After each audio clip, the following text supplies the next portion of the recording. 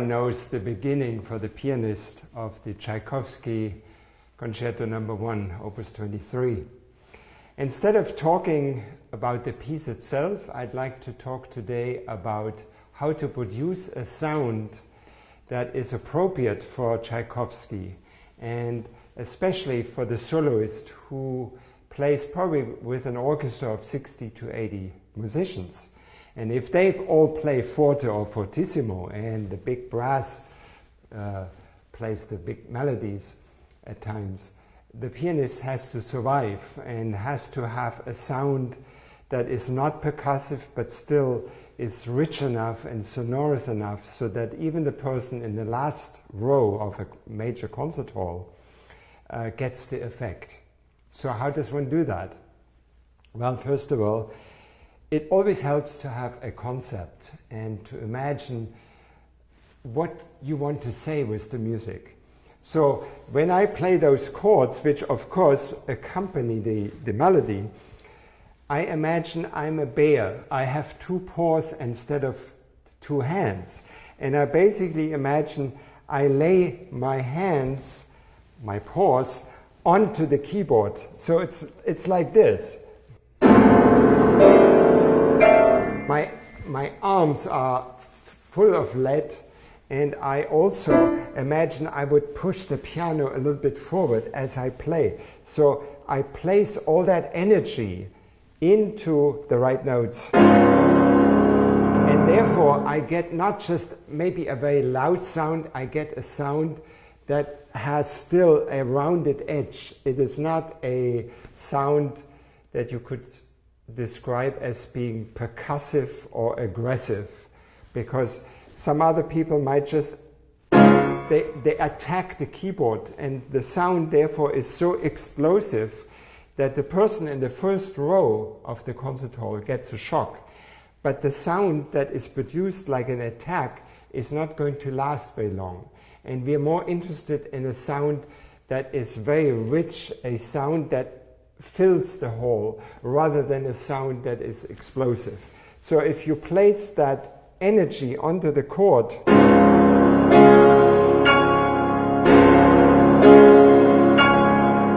you get a sound where you can imagine it still is like a boxing glove. It's a little bit covered and it's a little bit nice. Now, on the second page of the concerto, the pianist, the soloist, takes over.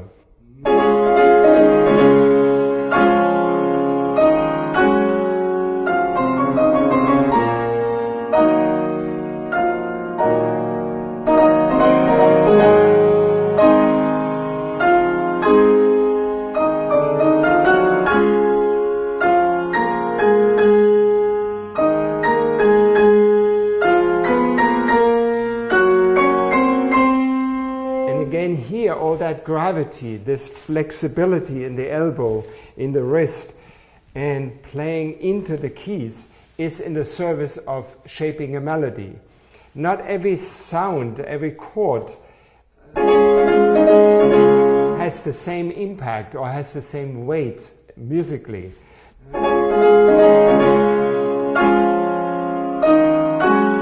So you can see actually that's the upbeat going into.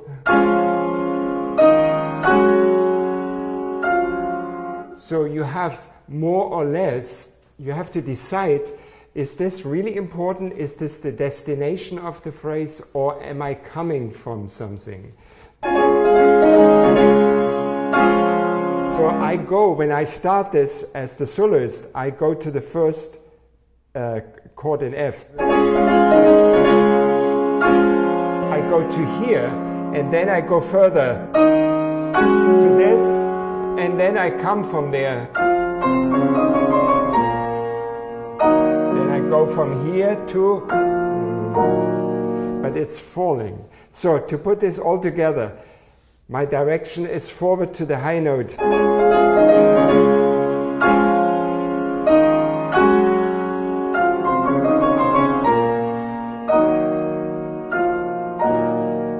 So I have now played something like an arch form, and now I go further.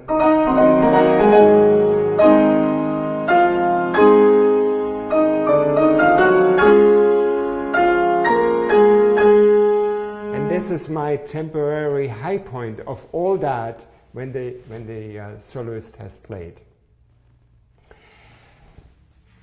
As a contrast to that, let's go to the second theme of the movement.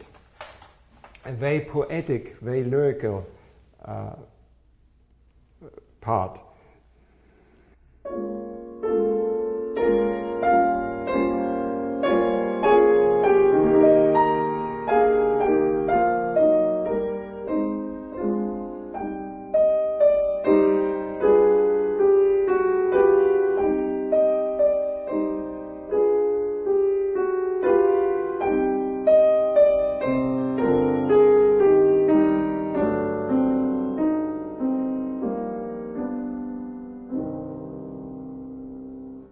Again, the concept of how do I shape this melody? Where do I go and where are the high points? And then where do I sort of duck in my dynamic? I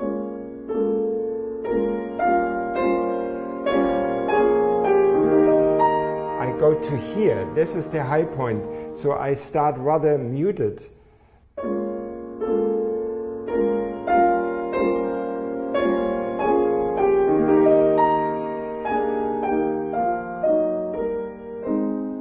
And when I come to this, it's like you open up the sound. And then you sort of close it. So I imagine something where you go from this to that, and I come back and close it. And then I go further.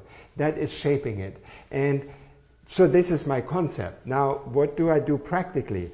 I let the arm weight and sometimes the body weight, I let it flow to the right notes, with other words, to the melody note, and all the other notes which accompany this, they get less. So it's not placing fingers and hitting keys like on the keyboard, let's say, of a computer. No, you let the music stream into the melody. And you imagine the music goes to the right notes and the others just accompany. So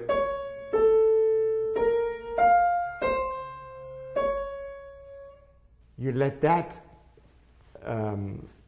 dominate the playing. But because it's a lyrical poetic character and it's muted, it cannot be, you don't place heavy weight on it, you just do this in a very gentle way.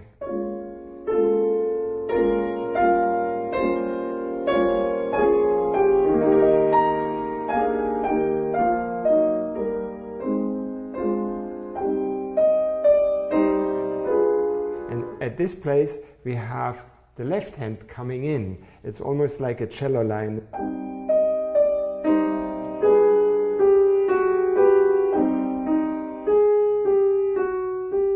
To the right hand melody.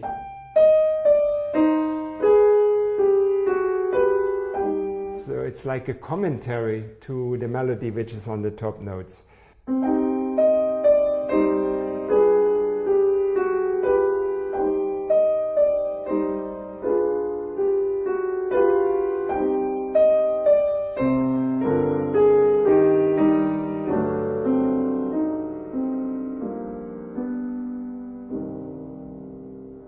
And at this point, the little story that was told in the second theme has ended.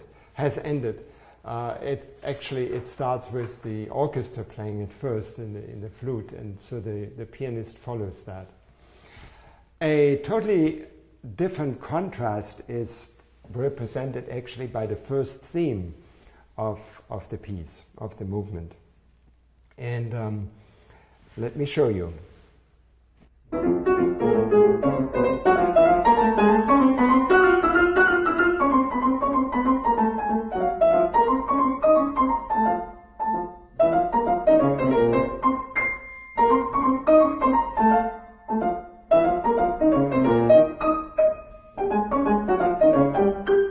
And so on.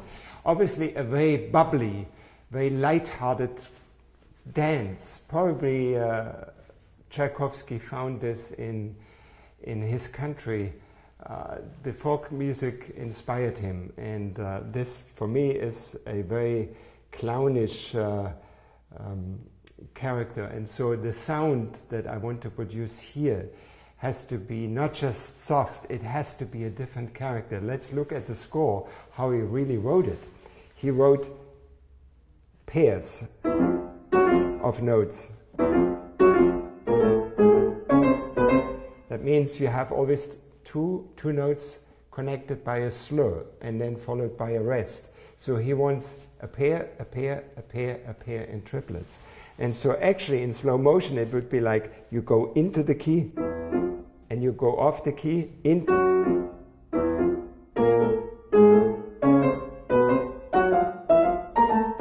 So if you follow that, and it's like you vibrate a little bit over the keys. And of course, the first note is the heavy note, and the off note, the second note is the off note, as I call it. So you go in, out, in, out, in, out. And therefore you get this character. And then you, as you go up the scale, you go and play a little bit heavier.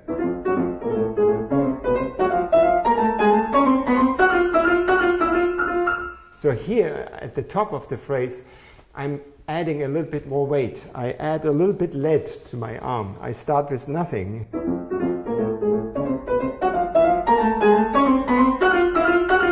And now I'm a little bit heavier.